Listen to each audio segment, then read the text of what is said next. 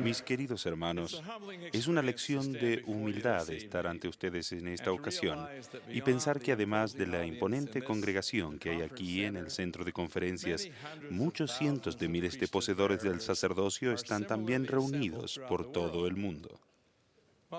Mientras meditaba en la responsabilidad de dirigirles la palabra, recordé la definición de la autoridad del sacerdocio que dio el presidente Stephen L. Richards. Él dijo, por lo general, el sacerdocio se define sencillamente como el poder de Dios delegado al hombre. Creo que esa definición es correcta, pero por razones prácticas me gusta definirlo en términos de servicio y con frecuencia lo llamo el plan perfecto de servicio.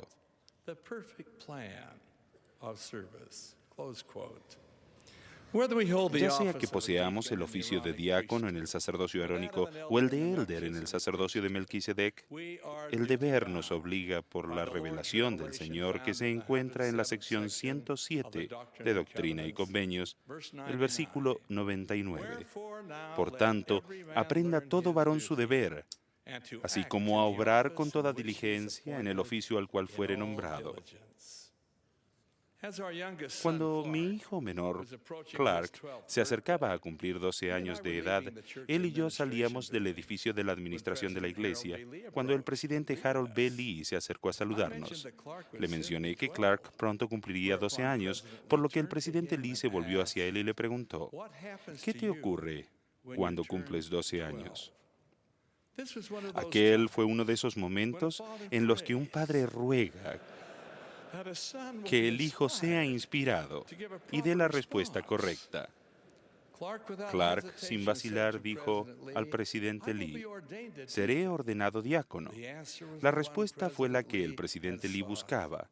Entonces aconsejó a mi hijo, recuerda que es una gran bendición poseer el sacerdocio. De niño, yo esperaba con gran anhelo servir la Santa Cena a los miembros del barrio. A los diáconos nos enseñaban con respecto a nuestros deberes. Uno de los hermanos del barrio, Luis, padecía de una parálisis que le hacía temblar la cabeza y la mano con tal violencia que no podía por sí mismo participar de la Santa Cena. Todos los diáconos sabían que su deber al servir a Luis era sostenerle el pan hasta los labios para que lo tomase, y del mismo modo llevarle el vaso de agua a la boca con una mano y sostenerle a la vez la cabeza con la otra. Mientras tanto, otro diácono sostenía la bandeja. Luis siempre decía gracias. Se cumplen 40 años esta conferencia que el presidente David O. McKay me llamó a ser miembro del quórum de los 12 apóstoles. En la primera reunión de la presidencia y los 12 a la que asistí, en la que servían la Santa Cena, el presidente McKay anunció, antes de que participemos de la Santa Cena, quisiera pedir al más nuevo de los miembros de este grupo, el hermano Monson, que tenga a bien hablarnos a la primera presidencia y a los 12 sobre el sacrificio expiatorio de nuestro Señor y Salvador Jesucristo. En aquel momento comprendí en verdad el antiguo adagio que dice, cuando el momento de la decisión ha llegado, el tiempo de la preparación ha pasado. También fue la ocasión de recordar el consejo que se encuentra en 1 Pedro. Estad siempre preparados para presentar defensa ante todo el que os demande razón de la esperanza que hay en vosotros. Para comenzar, mencioné una carta que había recibido de uno de los militares de nuestro barrio, que se hallaba en el frente de batalla en Corea, durante aquella a veces olvidada guerra. En ella me contaba que en medio del bombardeo, un domingo por la mañana, varios hombres del pelotón participaron del pan y del agua, los cuales sirvieron en un casco. Cada uno recordó la trascendencia de la bendición que se pronunció sobre los sagrados emblemas y su responsabilidad individual de guardar los mandamientos del Señor y de seguir el ejemplo del Señor de servicio al prójimo. El recuerdo de aquella experiencia especial con la primera presidencia y el quórum de los 12 no se ha empañado en los 40 años que han pasado. A los que no han estado en casa con la familia por haberse encontrado en el servicio militar, en el campo misional o por otras razones, los días festivos les hacen sentir anhelo, o mejor dicho, una intensa añoranza de estar junto a los seres queridos, oír la risa de los niños, presenciar la expresión del cariño de los padres y fundirse en un abrazo con los hermanos y las hermanas, nos brinda una sinopsis del cielo y del regocijo eterno que reina allí. Una noche de diciembre, mientras esperábamos para subir al avión que nos llevaría a los Estados Unidos, mi esposa y yo estábamos en el sofocante calor y la humedad de Singapur, cuando por los altavoces del aeropuerto de pronto se hizo oír la conocida y agradable melodía de la canción que cantaba Bing Crosby, cuya letra dice: estaré en casa para Navidad, que haya nieve y guirnaldas y regalitos, sí. Y en Nochebuena de celebración, estaré en casa, aunque sea de ilusión. La primera presidencia ha hecho hincapié desde hace largo tiempo en la aseveración: el hogar es el fundamento de una vida recta y ningún otro medio puede ocupar su lugar ni cumplir sus funciones esenciales. Hay familias compuestas de madres y padres, hijos e hijas que, por comentarios irreflexivos, se han distanciado unos de otros. El caso de una tragedia de ese tipo que estuvo a punto de concretarse ocurrió hace muchos años a un joven al que, por conservar el anonimato, llamaré Jack. Durante su vida, Jack había tenido serias diferencias con su padre. Y un día, cuando Jack tenía 17 años, tuvieron una discusión muy violenta. Jack dijo a su padre: esta es la gota que colma el vaso. Me voy de casa y no regresaré jamás. Acto seguido, se fue a hacer su maleta. La madre suplicó que se quedase, pero estaba demasiado enojado para escucharla y la dejó llorando en la entrada de la casa.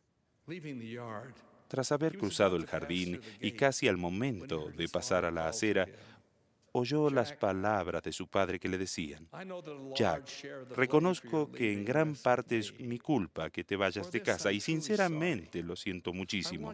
Quiero que sepas que si alguna vez deseas volver a casa, siempre serás bienvenido.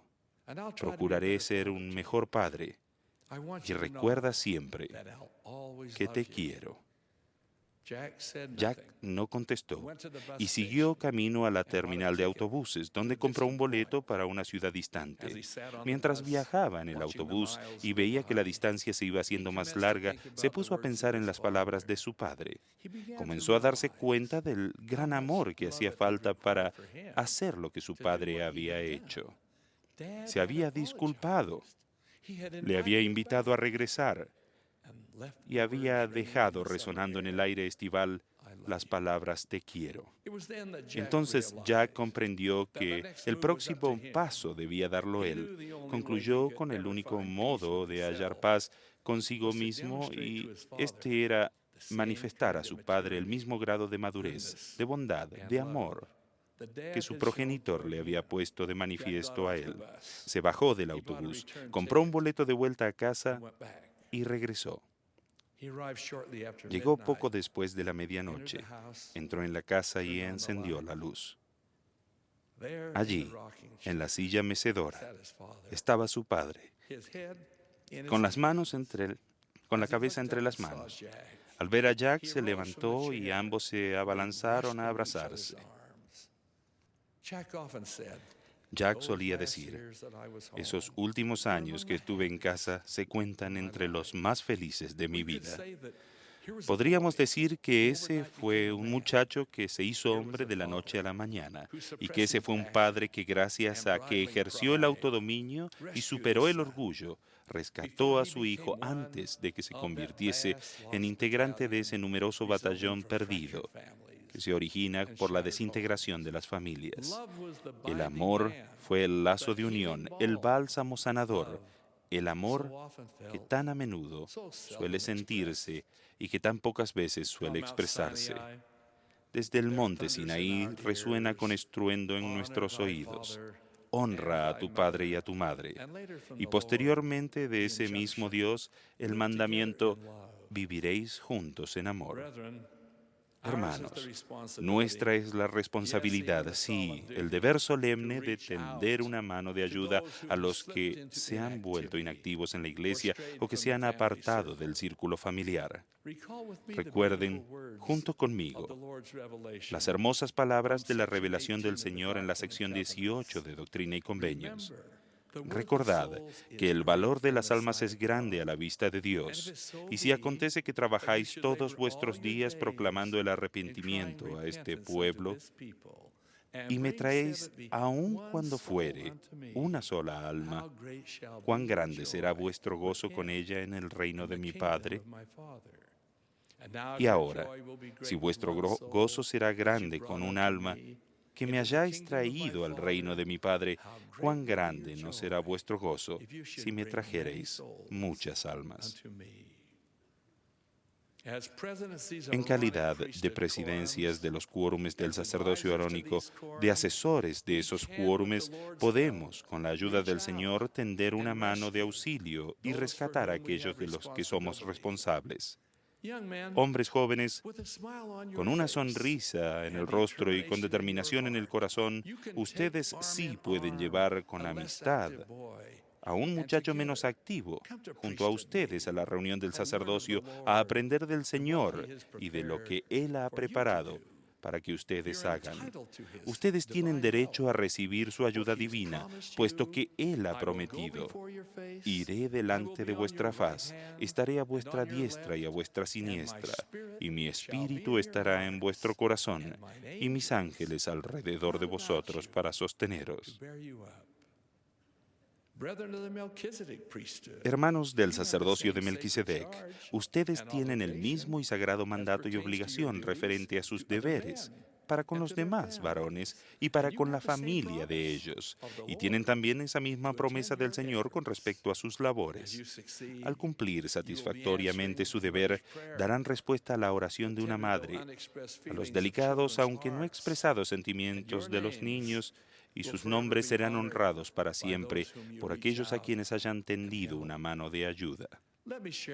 Quisiera contarles una historia más bien privada, pero de feliz resultado de mi propia experiencia. Cuando era obispo me preocupaba por los miembros inactivos, los que no asistían ni tenían cargos. Pensaba en ellos el día en que pasaba por la casa donde vivían Ben y Emily Fulmer. Los achaques de su avanzada edad les habían hecho retirarse de la actividad al refugio de su hogar, aislados, apartados, separados de la corriente del diario vivir y de todo trato social. Ben y Emily no habían ido a la reunión sacramental desde hacía años. Ben, que había sido obispo, se sentaba en la sala de su casa a leer el Nuevo Testamento. Me dirigía desde mi oficina de ventas, que estaba en el centro de la ciudad, a la planta situada en Industrial Road, sin saber que había conducido el coche por la vía First West, una calle que nunca había tomado antes para ir a la planta. Entonces sentí la inconfundible inspiración de estacionar el auto y visitar a Ben y Emily, aun cuando iba en camino a una reunión. No hice caso de la impresión al principio y seguí conduciendo 2 calles más, pero cuando volví a sentir la misma impresión, regresé a su domicilio. Era una tarde soleada de entre semana. Me dirigí a la casa y llamé a la puerta. Oí ladrar al perrito Fox Terrier cuando me acercaba. Emily salió entonces y al verme exclamó: todo el día he esperado oír sonar el teléfono, pero no ha sonado. Esperaba que el cartero me trajese una carta, pero solo trajo facturas. Obispo, ¿cómo sabía usted que hoy es mi cumpleaños?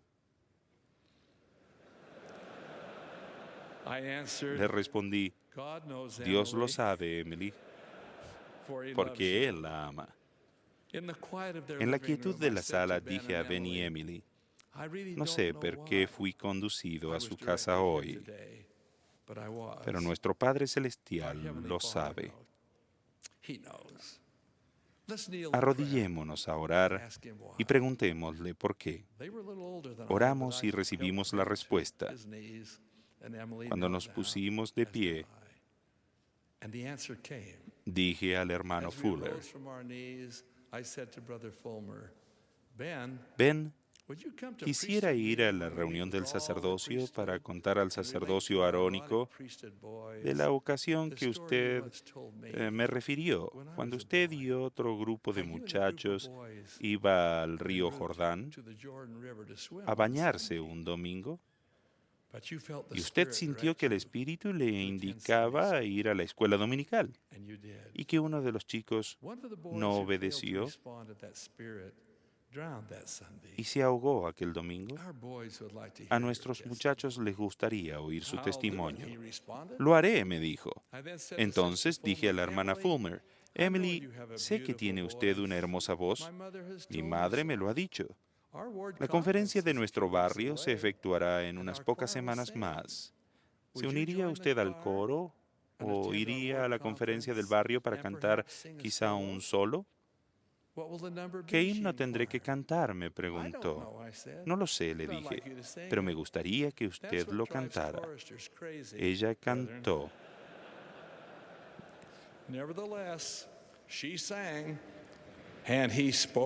Y él habló. Muchos se alegraron con el regreso a la actividad de Ben y de Emily. Rara vez faltaron a una reunión sacramental desde ese día en adelante. Se había hablado el lenguaje del Espíritu, se conmovió el corazón de personas y se salvaron almas. Ben y Emily Fulmer volvieron a casa. Una de las obras musicales que más se ha llevado al escenario es Los Miserables. La historia se desarrolla en el período de la Revolución Francesa. El personaje principal de la obra es Jean Valjean. Con su honda preocupación por el joven Marius, que se va al campo de batalla, expresa en una canción una sincera oración. Oh, mi Dios, óyeme. Tú que siempre me has ayudado. Él es joven, tiene miedo. Cálmale, bendícelo, tráele a casa, dale paz y alegría. Él es joven, casi un niño. Tú que das y que quitas, déjale existir, déjale vivir. Si yo muero, que muera. Pero a él dale vida, tráele a casa. Hermanos, al seguir adelante como poseedores del sacerdocio, aprendiendo nuestro deber y enseguida ayudando a nuestros hermanos que necesitan nuestra ayuda, dirijamos la mirada a lo alto, a nuestro Padre Celestial, que es el Padre de todos nosotros.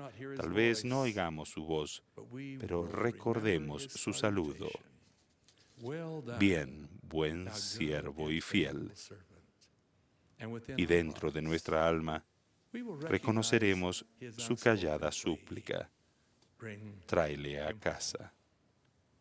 En el nombre de Jesucristo. Amén.